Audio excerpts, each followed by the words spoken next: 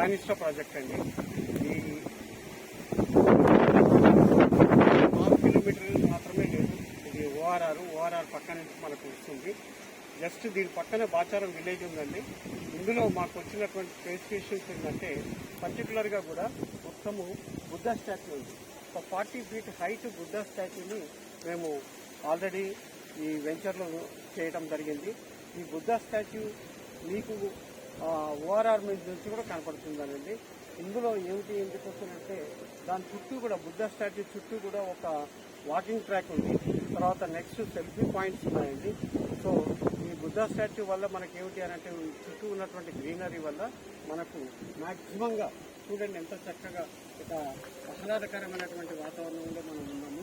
ఒక చక్కటి ప్రదేశంలో చుట్టూ గ్రీనరీ ఉన్నటువంటి దాంట్లో మనం విల్లాస్ కట్టుకోవచ్చు.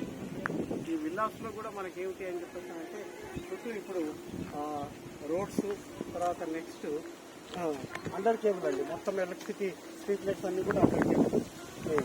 నెక్స్ట్ వచ్చేసేసి డ్రైనేజ్ వర్క్ అయిపోయింది. నెక్స్ట్ ఈ రెయిన్ బీట్స్ కూడా అయిపోయినాయి అండి. సో మ్యాక్సిమంగా ఇక్కడ మీకు వచ్చేసేసి ఎటువంటి ఇది లేదు అన్నటువంటి ఏ ఒక్క ఫెసిలిటీ కూడా లేదు అనేటువంటిది లేదు. 100% ఇది మీకు అతి చేరువలో.